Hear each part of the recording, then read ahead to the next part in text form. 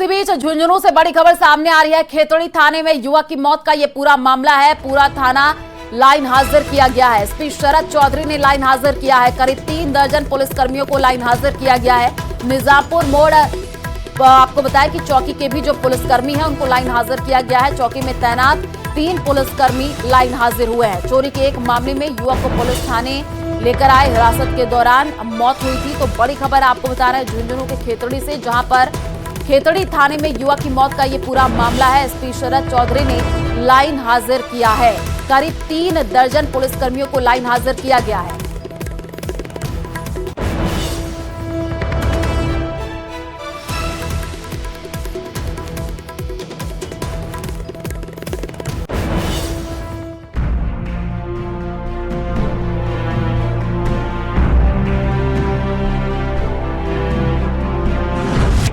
Police हिरासत में युवक की संदिग्ध मौत। चोरी के मामले में पुलिस कर रही थी पूछताछ। तबीयत बिगड़ने पर अस्पताल में कराया गया था भर्ती। रात को करीब 10:30 बजे पप्पू मीणा की अचानक हवालात में तबीयत बिगड़ी, जिसके बाद उसे पुलिस खेतड़ी के राजकीय उप जिला अस्पताल लेकर पहुंची, जहां पर आधे घंटे तक चिकित्सकों ने उसका इलाज किया, मगर तबीयत में कोई सुधार नहीं हुआ। इसके बाद उसे झुंझुनू के लिए रेफर किया गया। झुंझुनू के राजकीय बीडीके अस्पताल में चिकित्सकों ने उसे मृत घोषित कर दिया। झुंझुनू के खेतड़ी थाने में पुलिस हिरासत में पप्पू राम मीणा नाम के युवक की संदिग्ध मौत सवालों के घेरे में है। हालांकि पुलिस आरोपी से किसी भी तरह की मारपीट से इनकार कर रही है। बताया जा रहा है कि पुलिस चोरी के मामले में पूछताछ के लिए पप्पू राम मीणा को थाने लाई थी, लेकिन रात के वक्त अचानक उसकी तबीयत खराब हुई। उसे अस्पताल ले जाया गया। मेरे भाई पप्पू को पकड़ के लेकर आए। हम 2 बार 2 पिकअप लाए। हम यहाँ मिलने के लिए आए 2 बार, हमें मिलने में नहीं दिया। वकील साहब भी आए, हम 2 बार वकील भी लेके आए। बोलते कि मैसेज, हमारे वकील लेके आए, मैसेज आएगा, थानेदार बोल रहा है मैसेज आते ही आपको हम बुला लेंगे। सीपुर के रहने वाले पप्पू राम के खिलाफ पहले भी चोरी समेत 2 मामले दर्ज हैं। खेतड़ी थाने में एक शख्स ने अपने मकान और दुकान में ग्वार के चोरी होने का मामला दर्ज कराया था। इस मामले में कुछ दिन पहले पुलिस ने दीपक मीणा नाम के एक आरोपी को गिरफ्तार किया था।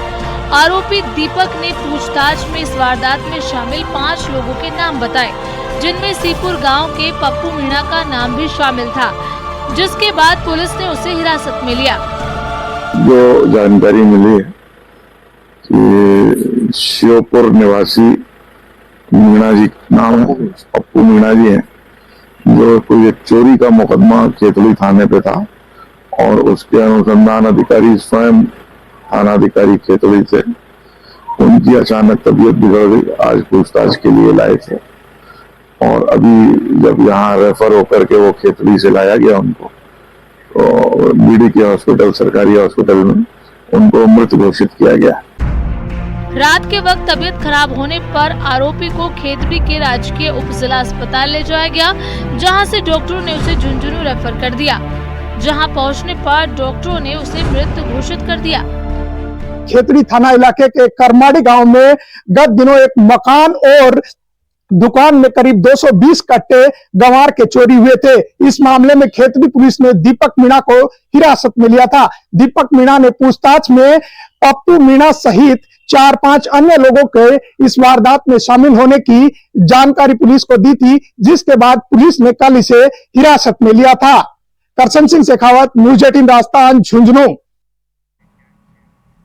नागौर जिले में आयोजित मेले से 50 से अधिक गौवंश से भरे वाहन जो है बांसवाड़ा जिले से होते हुए एमपी जा रहे थे।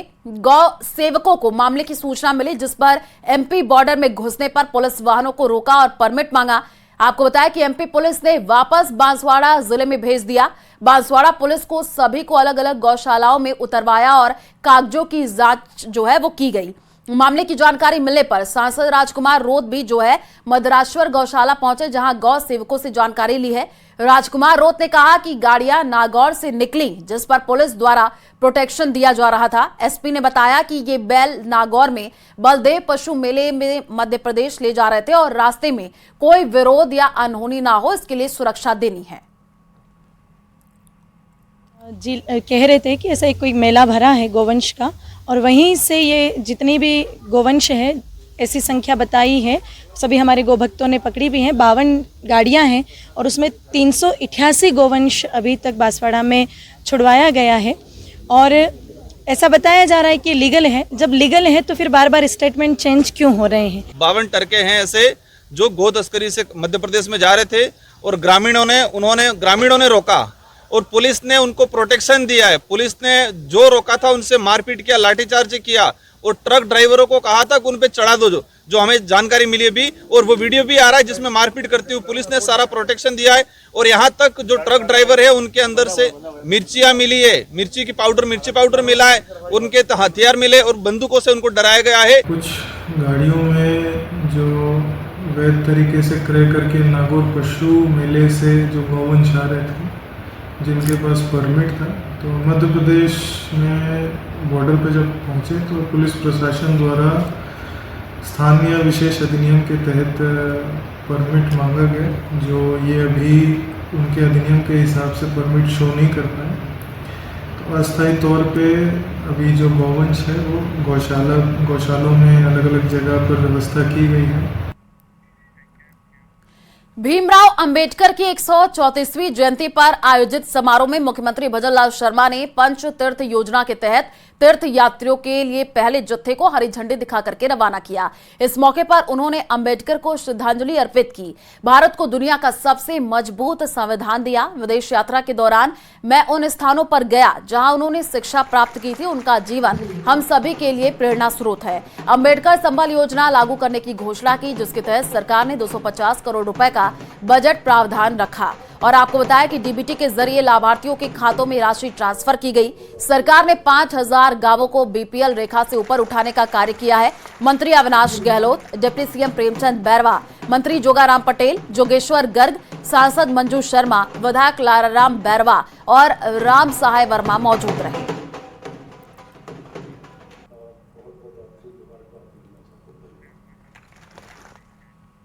और पीसीसी चीफ गोविंद सिंह डोटासरा ने कहा कि अगले विधानसभा सत्र में सीएम के खिलाफ विशेषाधिकार हनन का प्रस्ताव लाएंगे। साथ ही परिसीमन के मामले पर आरोप लगाया। डोटासरा ने कहा कि हारे हुए जनप्रतिनिधि प्रदेश में क्या होगा ये तय कर रहे हैं। अधिकारी हारे हुए जनप्रतिनिधियों की बात मान रहे हैं, जबकि सीएम आश्वासन देते हैं कि सभी विधायकों को बराबर सम्मान मिलेगा। मुख्यमंत्री का एक बयान सदन में दिया हुआ, अगर वो पालना नहीं होती है तो हम विशेषाधिकार हनन मुख्यमंत्री के खिलाफ आदरणीय जूली साहब से मैं पार्टी की तरफ से रिक्वेस्ट करूंगा कि जब सदन आए तो उनके खिलाफ विशेषाधिकार हनन लाया जाए। कि जब एक मुख्यमंत्री खड़ा होकर ये कहता, 3 बार कहता, इन्होंने बार बार पूछा तो कहा हाँ आप दीजिए, चुने हुए जनप्रतिनिधियों को पूछ करके हम सड़कें देंगे, ट्यूबवेल देंगे, टंकी देंगे। आज कोई पूछने वाला ही नहीं। कोई कलेक्टर कह रहे हारे हुए खिलाओ, चाहे 5 बार हार गया तो भी उसी के लिए आओ, वही है हमारा तो मालिक। डॉक्टर भीमराव अंबेडकर की जयंती के मौके पर पीसीसी मुख्यालय में संगोष्ठी का आयोजन किया गया। कार्यक्रम में प्रदेश कांग्रेस प्रभारी सुखजिंदर सिंह रंधावा, नेता प्रतिपक्ष टीकाराम जूली, प्रदेश कांग्रेस अध्यक्ष गोविंद सिंह डोटासरा समेत कांग्रेस के प्रमुख नेता और कार्यकर्ता शामिल हुए। वहीं इस मौके पर पीसीसी के पूर्व अध्यक्ष मथुरादास माथुर की पुण्यतिथि भी मनाई गई।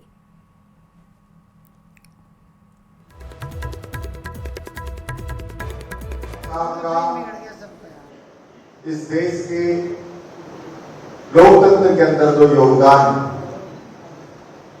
वो हम भूल नहीं सकते। आजादी का अमृतकाल चल रहा है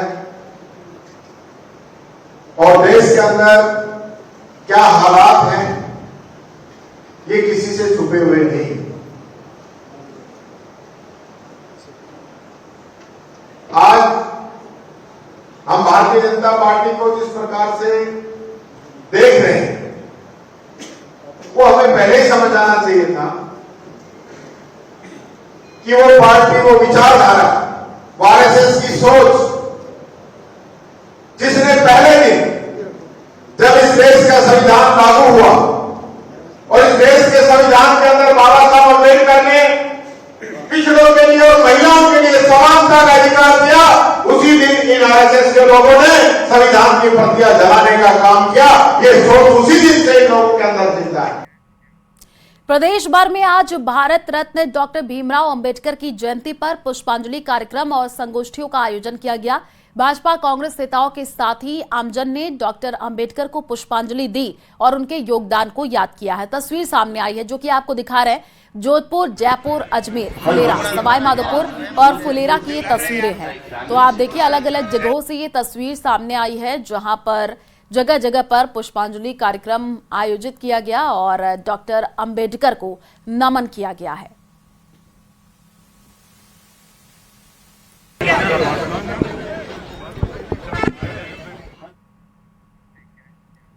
और इसी बीच उदयपुर से बड़ी खबर सामने आ रही है। पोस्टर में गहलोत और पायलट को गद्दार बताया है। पोस्टर में अशोक गहलोत और सचिन पायलट को गद्दार बताया गया है। वक्फ संशोधन का विरोध करने पर ये पोस्टर लगे हैं। अज्ञात व्यक्ति ने पोस्टर लगाए थे प्रतापनगर पुलिया पर। आपको बता दें ये पोस्टर लगाए गए थे, बाद में पोस्टर को हटा दिए गए और उदयपुर में अशोक गहलोत, सचिन पायलट के ये पोस्टर लगे थे। वक्फ बोर्ड संशोधन का विरोध करने पर ये पोस्टर लगे हैं और अज्ञात व्यक्ति द्वारा ये पोस्टर लगाए गए थे। ज्यादा जानकारी के लिए संवाददाता कपिल हमारे साथ जुड़ चुके हैं। कपिल, ये पोस्टर लगाया गया था, किसने ये लगाया है? जांच में अभी कोई जानकारी? देखिए, केंद्र सरकार द्वारा जब वक्फ संशोधन बिल पेश किया गया उसके बाद में विपक्ष ने केंद्र सरकार के इस फैसले का विरोध किया था और उसी विरोध से आक्रोशित होकर कुछ अज्ञात लोगों द्वारा सचिन पायलट के और अशोक गहलोत के पोस्टर उदयपुर में लगाए गए। ये पोस्टर प्रतापनगर में जो हाईवे को क्रॉस करती हुई पुलिया बनी उस पुलिया के ऊपर लगे थे। किन व्यक्तियों द्वारा लगाया गया ये स्पष्ट नहीं हो पाया, लेकिन इन पर स्पष्ट तौर पर लिखा हुआ था कि सचिन पायलट और अशोक गहलोत दोनों के अलग अलग पोस्टर थे और इस पोस्टर के मार्फत उन्हें गद्दार कहा गया था।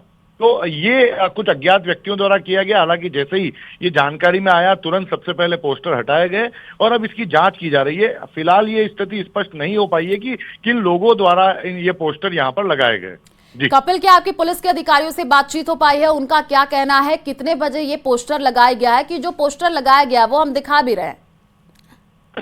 देखिए, ये अभी पूरी तरह से इन्वेस्टिगेशन का विषय बताया जा रहा है। किन व्यक्तियों द्वारा लगाया गया ये भी नहीं बताया जा रहा, लेकिन संभवतः जो स्थिति देखने को मिली उसके अनुसार रात के समय पोस्टर लगाए गए थे, क्योंकि जैसे ही सुबह के समय लोगों की आवाजाही बढ़ी तो लोगों की नजर इन पोस्टर्स पर गई और उसके बाद में इनके फोटो और वीडियो सोशल मीडिया पर वायरल होने लगे और जैसे ही जानकारी हुई सबसे पहले पोस्टर हटाए गए, उसके बाद में इन्वेस्टिगेशन शुरू किया गया, लेकिन अभी तक किसी निष्कर्ष पर जांच एजेंसी नहीं पहुंच पाई है। बिल्कुल कपिल, क्योंकि जैसी ही जानकारी मिली इस पोस्टर को तो हटा दिया गया है। ये कौन सा रास्ता है, किस जगह पर ये पोस्टर लगाया गया है? देखिए, ये उदयपुर से चित्तौड़गढ़ जाने वाला जो हाईवे है उस पर उदयपुर का जो अगर उदयपुर से जाएंगे तो उदयपुर का एक एग्जिट पॉइंट जिसे माना जाएगा प्रतापनगर मुख्य चौराहा है, जहां से अब दिल्ली मुंबई का जो बाईपास है वो क्रॉस होता है। वहां पर ये जो पुलिया नई पुलिया बनी है उस पुलिया के ऊपर पोस्टर लगाए गए थे और बड़ी तादाद में वाहनों की आवाजाही उस पूरे चौराहे से होती है, तो कई लोगों की नजर में पोस्टर आए। उसको लेकर ये पोस्टर एक जगह निश्चित जगह देखकर सोची समझी साजिश के तहत लगाए गए। हालांकि ये इन्वेस्टिगेशन का विषय है कि किन लोगों द्वारा लगाए गए, किस मंशा के साथ लगाए गए, और अब जब इन्वेस्टिगेशन इस पर चल रहा है तो निश्चित तौर पर बहुत जल्दी स्थिति स्पष्ट होगी कि कौन लोग इसमें शामिल थे, पोस्टर लगाने वाले कौन लोग थे और इसके पीछे किस तरह की साजिश थी। बिल्कुल कपिल, और ये जांच का विषय भी है क्योंकि इस तरीके से पोस्टर लगाया गया है, उधर से जो आम जनता है वो जा भी रही है। सभी की नजर जाहिर सी बात है इस पोस्टर पर पड़ी भी होगी। जैसे कि आप बता रहे हैं कि अभी जांच का ये विषय है, आप नजर बना करके रखिए, आगे भी आपसे अपडेट लेंगे। फिलहाल शुक्रिया तमाम जानकारी साझा करने के लिए।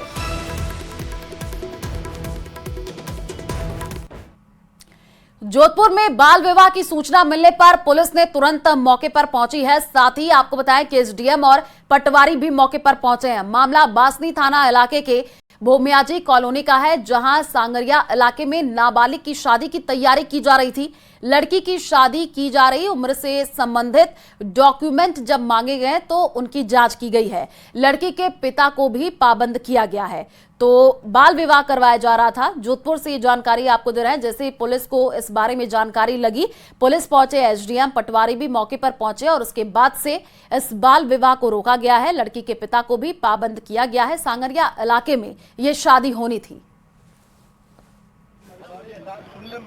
थी कि यहाँ पे सांगरिया गांव में कोई नाबालिग की शादी की तैयारी की जा रही है।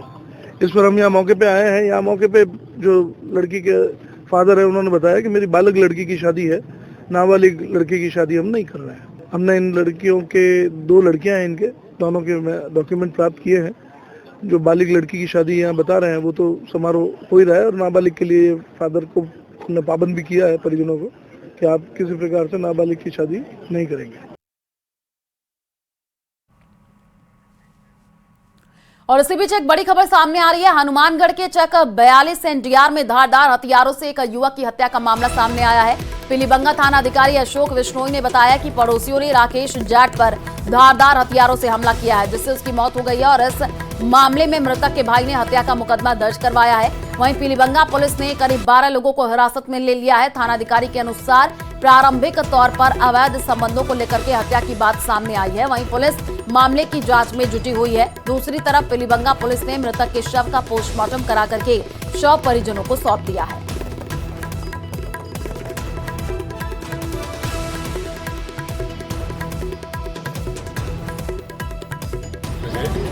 डेड बॉडी मोर्चरी में रखवाई और उसके परिजन है भाई, मृतक का भाई भीमसेन की रिपोर्ट पर मुकदमा दर्ज किया है, और जिसमें 3-4 आदमी नामजद है, राजेंद्र और महेंद्र निवासी 45 एनडीआर, उनके खिलाफ नामजद मुकदमा दर्ज हुआ है। अनुसंधान मेरे द्वारा किया जा रहा है अभी।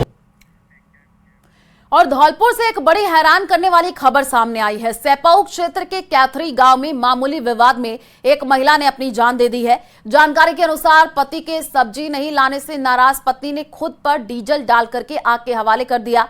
परिजनों ने बताया कि मृतका ने पति को फोन कर सब्जी लाने को कहा था, लेकिन बाजार से लौटते समय व्यक्ति सब्जी लाना भूल गया, जिससे नाराज होकर के पत्नी ने कमरे में जाकर खुद को आग के हवाले कर दिया। घटना की जानकारी मिलते ही स्थानीय पुलिस मौके पर पहुंची है। शव को कब्जे में लेकर के मामले की जांच शुरू कर दी गई।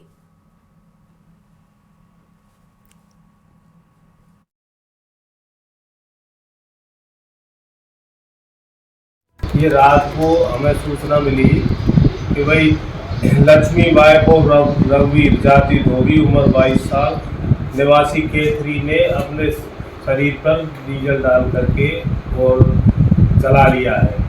जो अस्पताल में भर्ती है, तो मैं रात को वहाँ गया, उसके पक्षा बयान लिए गए, तो उसने बताया कि भाई मेरे और मेरे पति के बीच में आपस में अनबन हो गई थी। मेरा पति खाना नहीं खा रहा था, तो मैंने गुस्से में आकर के और घर पे एक बोतल में वो डीजल रखा था, उसको मेरे शरीर पे डाल के और मैंने आग लगाई।